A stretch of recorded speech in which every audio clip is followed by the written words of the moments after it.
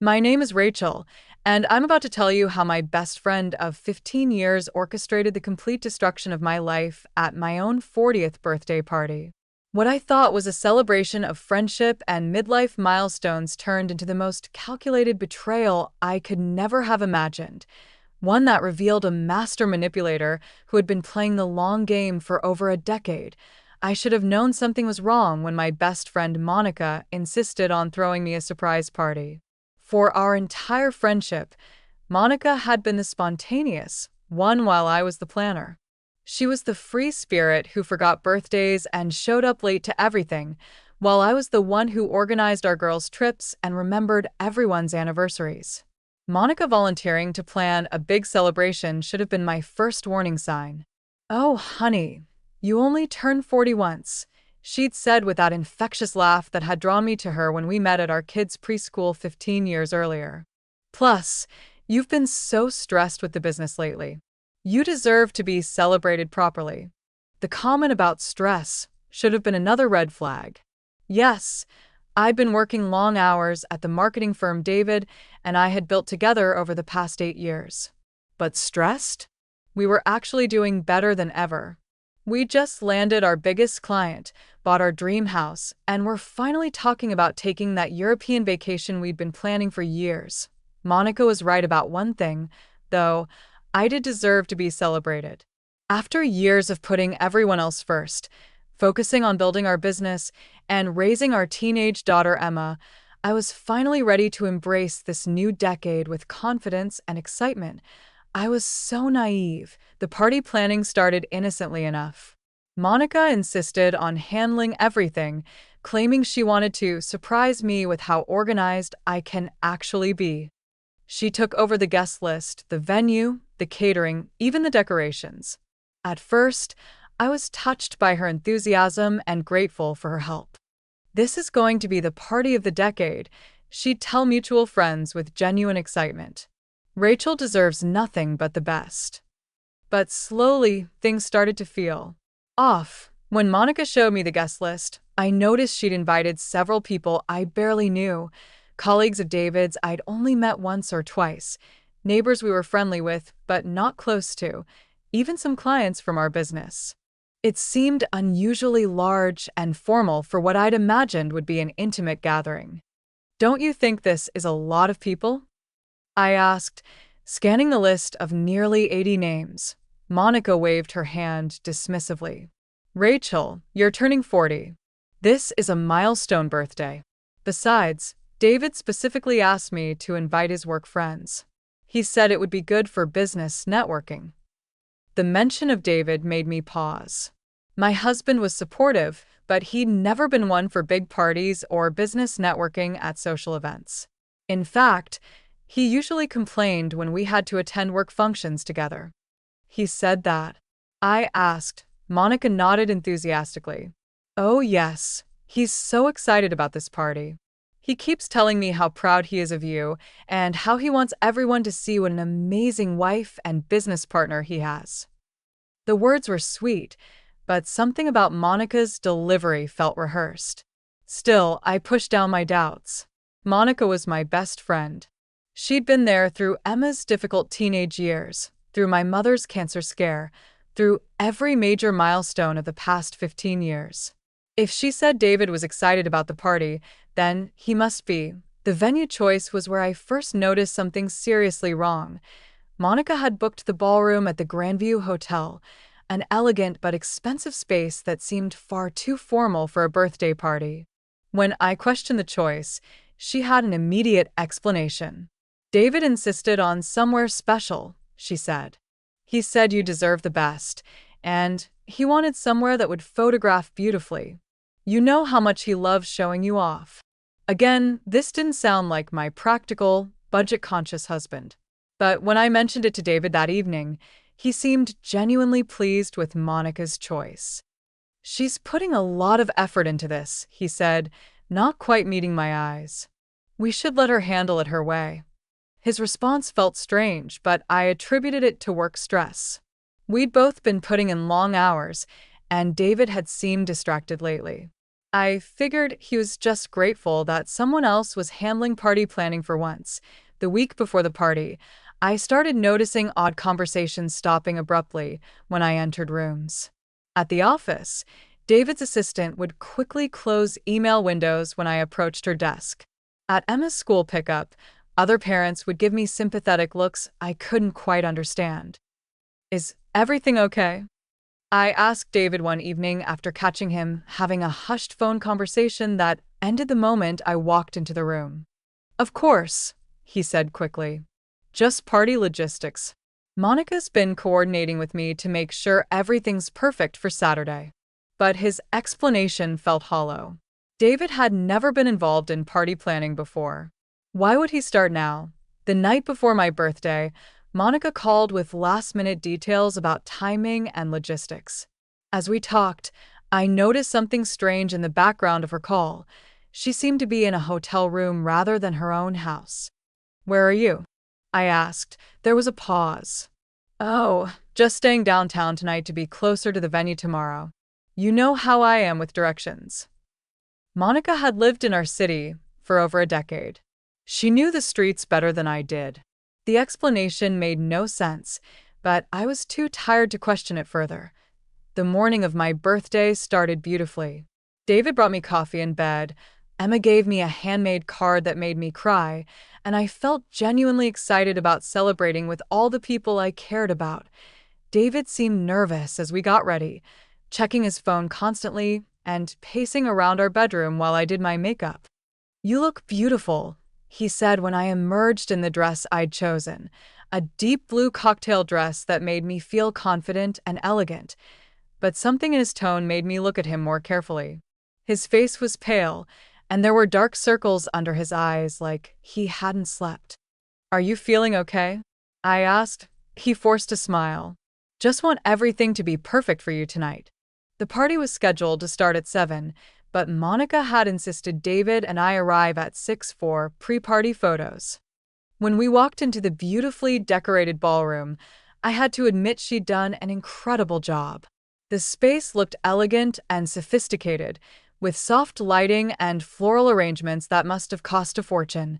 Monica was there waiting for us, looking stunning in a red dress that was definitely more attention-grabbing than anything I'd ever seen her wear to someone else's celebration. She hugged me enthusiastically, but I noticed she avoided making eye contact with David. "Happy birthday, beautiful," she gushed. "Are you ready for the best night of your life?" Looking back, I should have paid more attention to the way she phrased that question. The guests began arriving right on time, and for the first hour, everything seemed perfect. People mingled, complimented the decorations, and wished me happy birthday with genuine warmth. I felt celebrated and loved, surrounded by friends, family, and colleagues who had taken time out of their Saturday evening to honor my milestone birthday. David stayed close to my side initially, but as the evening progressed, I noticed he seemed increasingly tense. He kept checking his watch and scanning the room like he was looking for someone specific. Monica, meanwhile, was in her element, charming everyone, making introductions, and ensuring that conversations flowed smoothly. She seemed to know everyone, even people I was sure she'd never met before.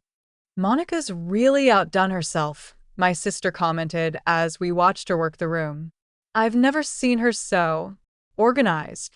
The observation stuck with me. This wasn't the scattered, forgetful Monica I knew. This woman was operating with military precision, orchestrating conversations and managing the evening's flow like a professional event planner. The first sign of trouble came during dinner. Monica had arranged for a formal sit-down meal, which surprised me since I'd specifically mentioned preferring a casual cocktail party format.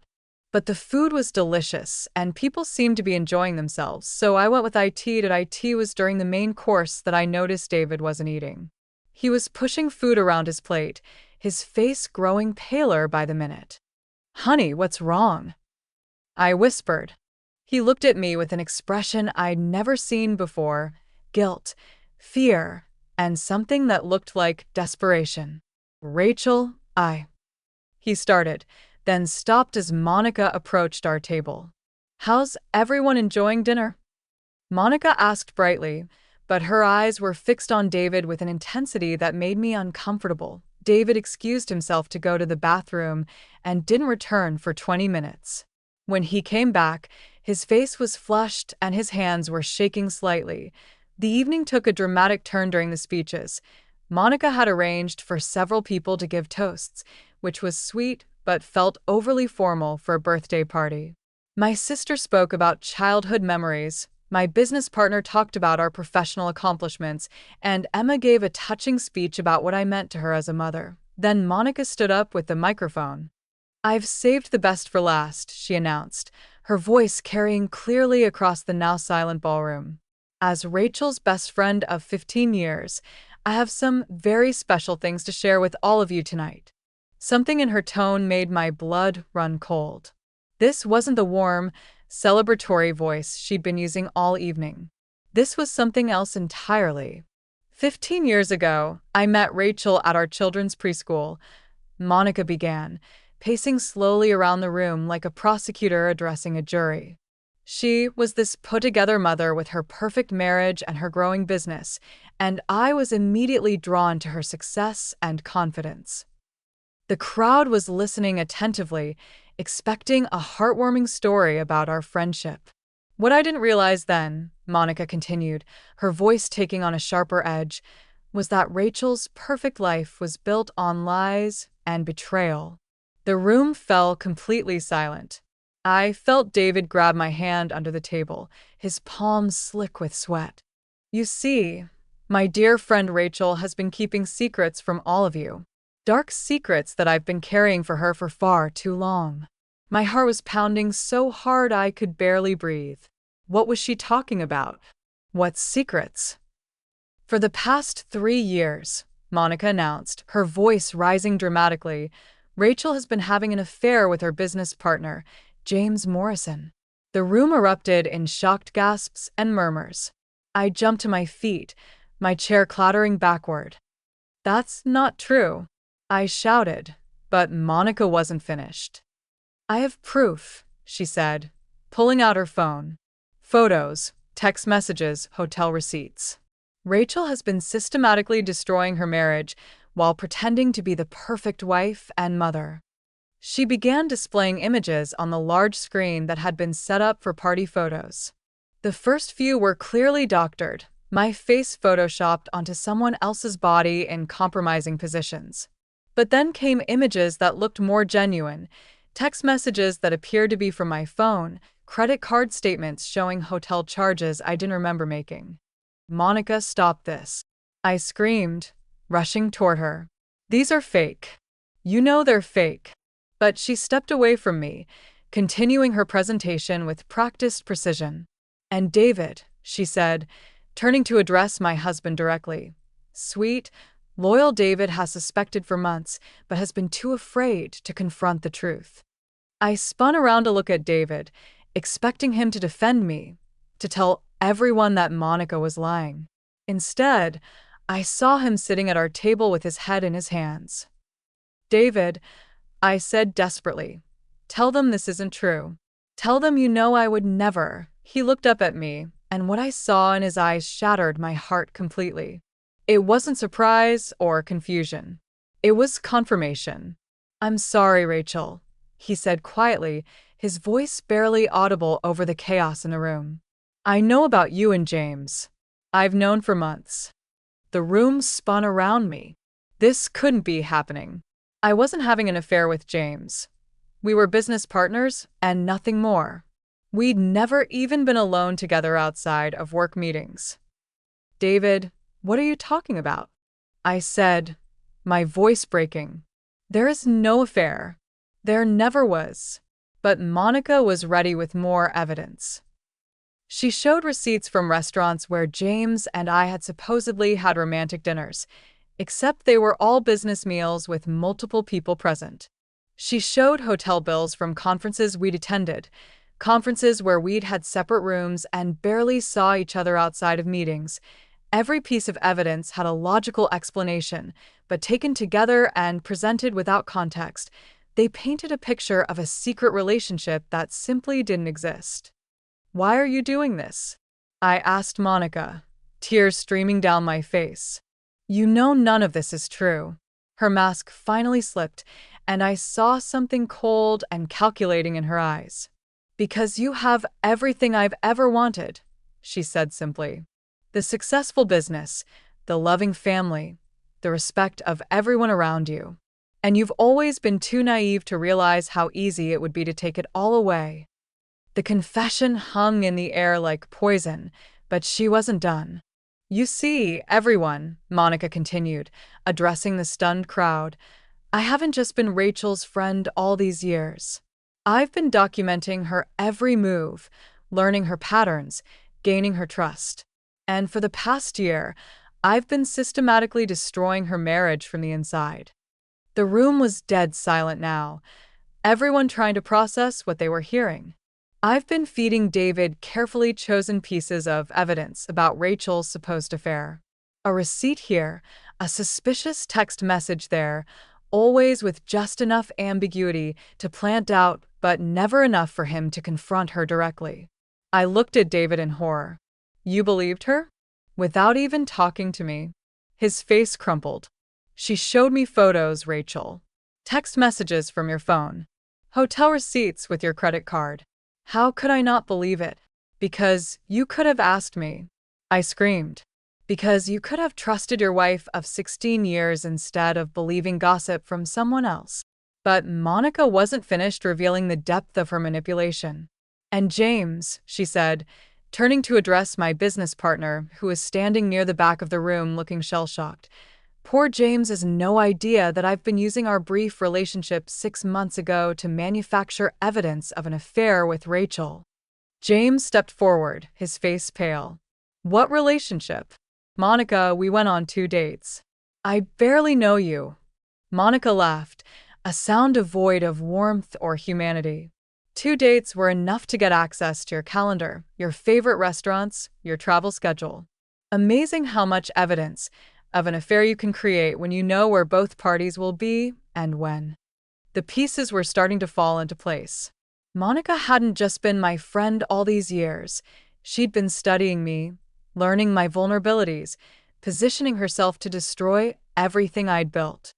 But why? I asked, my voice barely a whisper. Why would you do this to me? Her expression became almost pitying.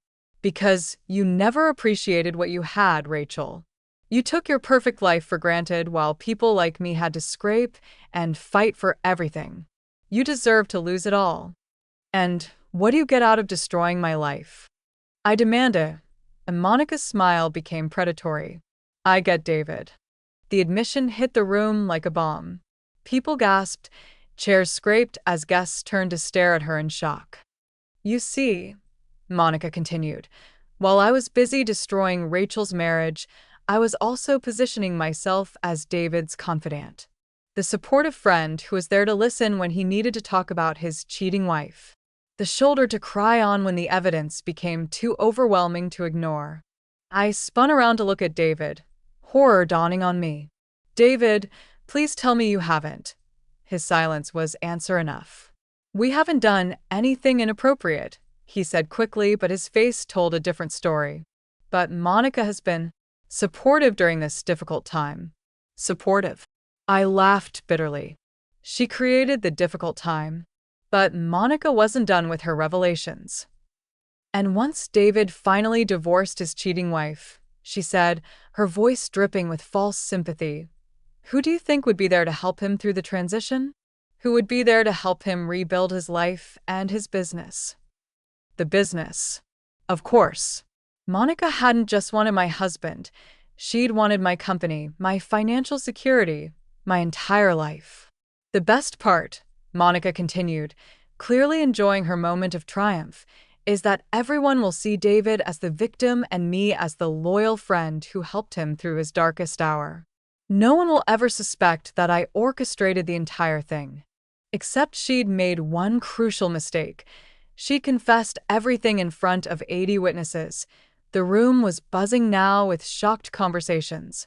People were looking at Monica with disgust, at David with pity, and at me with something that might have been sympathy. But I wasn't interested in sympathy. I was interested in justice. Monica, I said, my voice surprisingly calm, there's just one problem with your brilliant plan. She looked at me with amusement, clearly expecting me to beg or plead or break down completely. Instead, I pulled out my phone and held it up for everyone to see. I've been recording this entire conversation, I announced. Every word of your confession has been captured on video. Her face went white. You can't. That's illegal. Actually, it's perfectly legal in this state to record conversations in public spaces, James said, stepping forward. And I've been recording too, just in case anyone questions what we all heard tonight. As have I, said my sister, holding up her phone. And me, said David's business partner. And me, said our neighbor. It seemed like half the room had been recording once Monica started her confession. She'd been so focused on her moment of triumph that she hadn't noticed dozens of phones being discreetly activated around the ballroom. Monica looked around the room wildly, finally realizing that her perfect plan had just collapsed completely. You don't understand, she said desperately. Rachel doesn't deserve what she has. She's always been the golden girl while people like me, people like you? I interrupted. You mean manipulative sociopaths who destroy other people's lives for personal gain? The room murmured agreement. Monica had lost any sympathy she might have had when she'd confessed to deliberately destroying a marriage and friendship, but I still had questions that needed answers. How long have you been planning this? I asked. Monica's composure was completely gone now. Since the beginning, she admitted. From the moment I met you, I knew I wanted your life. You had everything handed to you while I had to work for scraps. Handed to me? I laughed bitterly. Monica, I worked 60-hour weeks to build my business. I put myself through night school while raising a baby. Nothing in my life was handed to me. But it looked so easy for you, she said, her voice becoming whiny and petulant. You made everything look effortless while I was struggling just to keep up. So you decided to destroy it instead of building your own success. Monica's silence was answer enough. I turned to David, who was still sitting at our table, looking shell-shocked. And you, I said, my voice heavy with disappointment. 16 years of marriage, and you believed lies about me without even giving me a chance to defend myself. Rachel, the evidence was fabricated. I shouted. And you would have known that if you'd trusted me enough to ask. She showed me photos, David said weakly. Fake photos. Obviously fake if you'd looked closely enough. James stepped forward. Rachel, I'm so sorry I never noticed what Monica was doing. If I'd realized she was using our brief acquaintance to create false evidence. This isn't your fault, James, I said firmly. This is on Monica for being a psychopath and David for believing her. The room was watching our family drama unfold like a soap opera, but I didn't care anymore. My life had just been destroyed in the most public way possible. Privacy was no longer a concern. Monica made one last desperate attempt to salvage the situation. You can't prove any of this, she said, her voice shrill. It's all circumstantial. David still saw the evidence. The marriage is still over. I looked at David, waiting to see if he would finally stand up for our relationship. He was quiet for a long moment, staring at his hands. Then he looked up at me with tears in his eyes. Rachel, I'm so sorry, he said. I should have trusted you. I should have talked to you instead of believing someone else. Yes, you should have, I agreed. But the question now is whether you still believe I'm having an affair, even after hearing Monica confess to fabricating everything. David shook his head immediately. No. God, no. I can see now how she manipulated everything. I was an idiot. Yes, you were, I said bluntly. But being an idiot isn't the same as being malicious. Monica was malicious. Monica was edging toward the exit, clearly realizing that the evening hadn't gone according to her plan. Where do you think you're going? My sister called out. This is crazy, Monica said, her voice desperate. You're all acting like I committed some kind of crime. You did commit crimes, James said firmly. Identity theft, fraud, forgery. I'm pressing charges for you using my information to create false evidence. And I'm pressing charges for the financial fraud, I added. Those hotel receipts you showed were charges made with a credit card in my name that I never authorized. Monica's face went from white to gray. You can't prove I made those charges. Actually, I can, said David's assistant, who had been quietly observing from the back of the room. I work in accounting. I can trace exactly where those charges came from and when. And I'm pretty sure the hotel security cameras will show it wasn't Rachel making those transactions. The walls were closing in on Monica, and she knew it. She made a desperate dash for the exit, but two of David's friends blocked her path. I think we should call the police, someone suggested. Already done, said my sister, holding up her phone. They're on their way. Monica collapsed into a chair, finally realizing that her elaborate scheme had not only failed but had landed her in serious legal trouble. I just wanted someone to love me, she said pathetically. I wanted what Rachel had. What I had was built on 15 years of honesty and hard work, I said coldly. Something you clearly know nothing about. The police arrived 20 minutes later to find a room full of witnesses and multiple recordings of Monica's confession. She was arrested on the spot for identity theft, fraud, and forgery. The investigation that followed would reveal an even deeper pattern of manipulation and financial crime. The party ended with guests filing out in shocked silence, many stopping to offer support and apologies for witnessing such a betrayal. The beautiful ballroom that Monica had decorated with such care became the scene of her complete downfall. David and I rode home in silence, both of us processing what had happened. Emma, who had left early to go to a friend's house, was spared witnessing her parents' marriage implode in public. What happens now?